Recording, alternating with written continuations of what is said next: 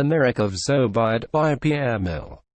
Always wise and prudent, Zobéide cautiously put aside the myrtle branches and peeped through to see who were the persons talking by the fountain in the cool shadow of the pink sandstone wall. And when she saw that it was only the Reverend John Feathercock, her lord and master, discoursing as usual with Mohammed Sekou, she went toward them frankly but slowly. When she was quite near she stopped, and from the light that played in her deep black eyes you would have thought that surely she was listening with the deepest attention. But the truth is that with all her little brain, with all her mouth, and with all her stomach, she was craving the yellow and odorous pulp of a melon which had been cut open and put on the table near two tall glasses half filled with snowy sherbet. For Zobéide was a turtle of the ordinary kind found in the grass of all the meadows around the city of Damascus. As she waited, Mohammed continued his story. And, as I tell you, O Reverend One abounding in virtues, this lion which still lives near Tabariat was formerly a strong lion, a wonderful lion, a lion among lions. Today even, he can strike a camel dead with one blow of his paw, and then, plunging his fangs into the spine of the dead animal, toss it upon his shoulders with a single movement of his neck. But unfortunately, having one day brought down a goat in the chase by simply blowing upon it the breath of his nostrils, the lion was inflated with pride and cried, "There is no God but God, but I am as strong as God. Let him acknowledge it." Allah, who heard him, Allah the All-Powerful, said in a loud voice, "O Lion of Tabariat, try now to carry off thy prey." Then the lion planted his great teeth firmly in the spine of the animal, right under the ears, and attempted to throw it on his back. Wallahi, it was as though he had tried to lift Mount Libanus, and his right leg fell lamed to the ground. And the voice of Allah still held him, declaring, "Lion, nevermore shalt thou kill a goat." And it has remained thus to this day. The Lion of Tabariat has still all his old-time power to carry off camels, but he can never do the slightest harm to even a newborn kid. The goats of the flocks dance in front of him at night, deriding him to his face, and always from that moment his right leg has been stiff and lame. "Mohammed," said the Reverend Mr. Feathercock contemptuously, "these are stories fit only for babies."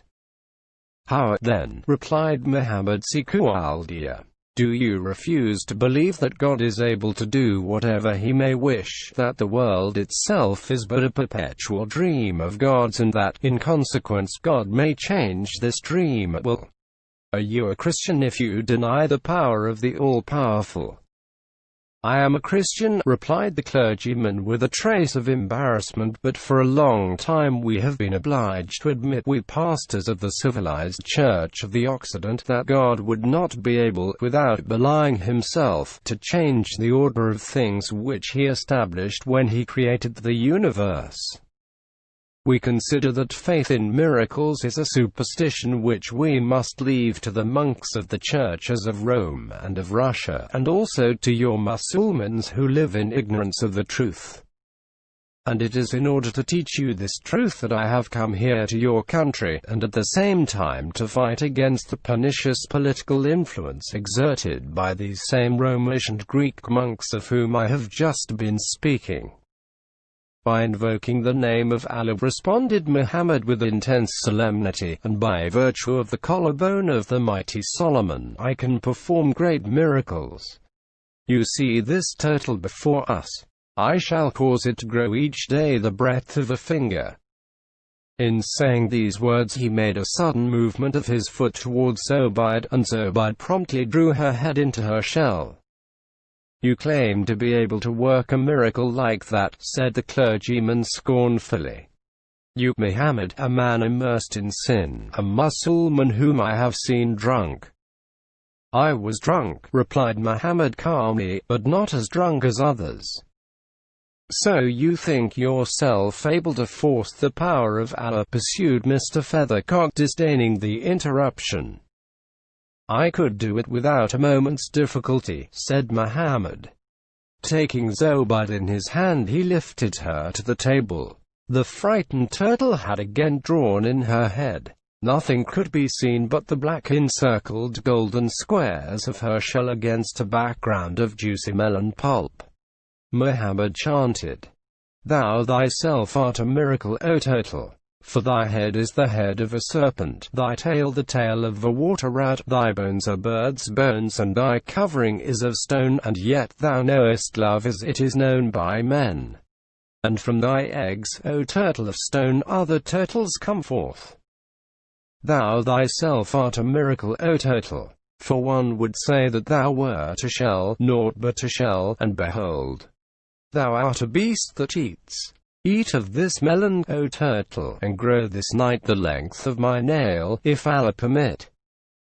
And when thou hast grown by the breadth of a finger, O turtle, eat further of this melon, or of its sister, another melon, and grow further by the breadth of a finger until thou hast reached the size of a mosque. Thou thyself art a miracle, O shell endowed with life. Perform still another miracle, if Allah permit, if Allah permit." Zobéide, reassured by the monotony of his voice, decided at last to come out of her shell. First she showed the point of her little horny nose, then her black eyes, her flat-pointed tail, and finally her strong little claw-tipped feet. Seeing the melon, she made a gesture of assent and began to eat. "Nothing in the world will happen," remarked the Reverend John Feathercock rather doubtfully. "Wait and see," answered Muhammad gravely. "I shall come back tomorrow." The next morning he returned, measured Zobéide with his fingers, and declared, "She has grown." "Do you imagine you can make me believe such a thing?" cried Mr. Feathercock anxiously. "It is written in the Quran," answered Muhammad. "I swear by the rosy glow which fills the air when the sun is setting, by the shades of the night, and by the light of the moon, that ye shall all change, in substance and in size. Allah has manifested himself, the size of this turtle has changed. It will continue to change. Measure it yourself and you will see." Mr. Feathercock did measure Zobéide, and was forced to admit that she had indeed grown the breadth of a finger. He became thoughtful. Thus day by day Zobéide grew in size, in vigor, and in appetite. At first she had only been as big as a saucer, and took each day but a few ounces of nourishment. Then she reached the size of a dessert plate, then of a soup plate. With her strong beak she could split the rind of a melon at a blow. Distinctly could be heard the sound of her heavy jaws as she crunched the sweet pulp of the fruits which she loved, and which she devoured in great quantities. In 1 week she had grown so tremendously that she was as big as a meat platter. The Reverend Mr. Feathercock no longer dared to go near this monster, from whose eyes seemed to glisten a look of deviltry. And, always and forever, apparently devoured by perpetual hunger, the monster ate. The members of Mr. Feathercock's flock came to hear that he was keeping in his house a turtle that had been enchanted in the name of Allah, and not by the power of the Occidental divinity. This proved to be anything but helpful to the evangelical labors of the clergyman. But he himself refused steadily and obstinately to believe in the miracle, although Muhammad Sekou had never set foot in the house since the day when he had invoked the charm. He remained outside the grounds, seated at the door of a little café, plunged in meditation or in dreams, and consuming hashish in large quantities. At the end of some time Mr. Feathercock succeeded in persuading himself that what he was witnessing was nothing more nor less than a perfectly simple and natural phenomenon, perhaps not well understood hitherto, and due entirely to the extraordinarily favorable action of melon pulp on the physical development of turtles. He decided to cut off Zobéide's supply of melons. Finally there came a day when Muhammad, drunk with hashish, saw Hakim, Mr. Feathercock's valet, returning from market with a large bunch of fresh greens. He rose majestically, though with features distorted by the drug, and followed the boy with hasty steps. "Miserable one," cried he to Mr. Feathercock. "Wretched worm, you have tried to break the charm.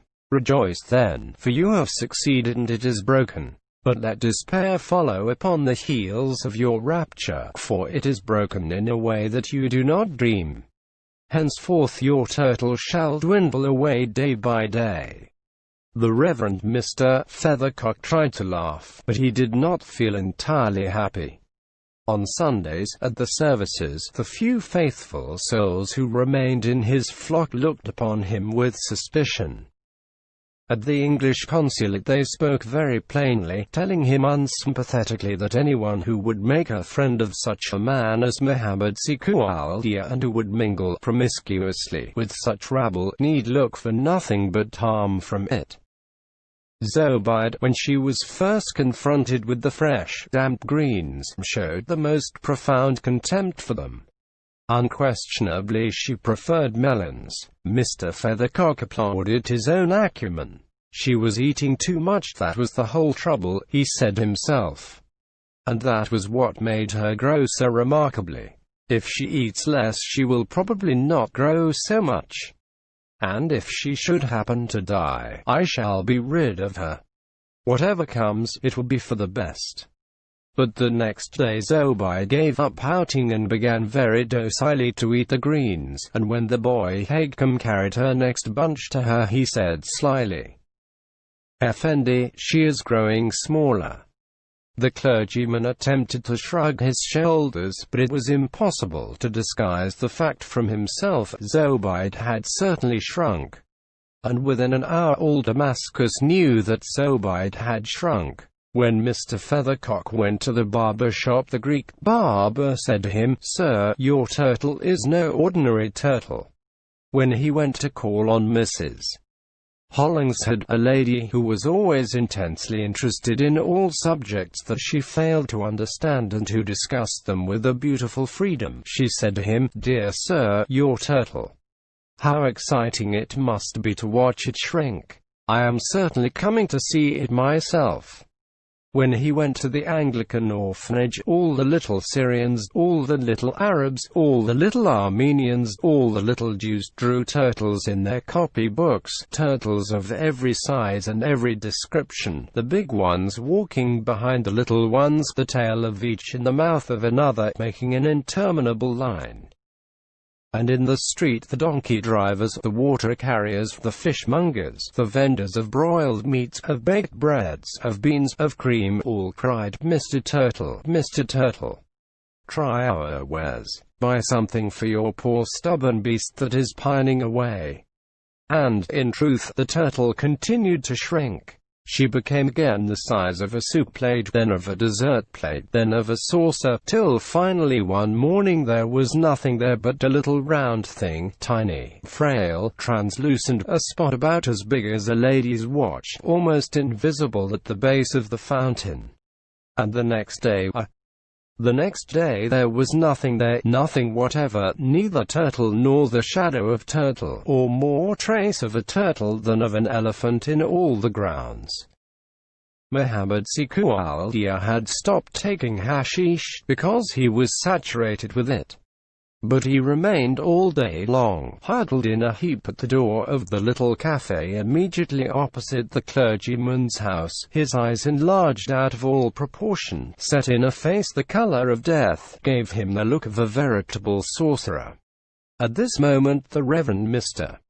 Feathercock was returning from a visit to the English consul, who had said to him coldly, "All that I can tell you is that you have made an ass of yourself, or, as a Frenchman would say, played the donkey to hear yourself bray.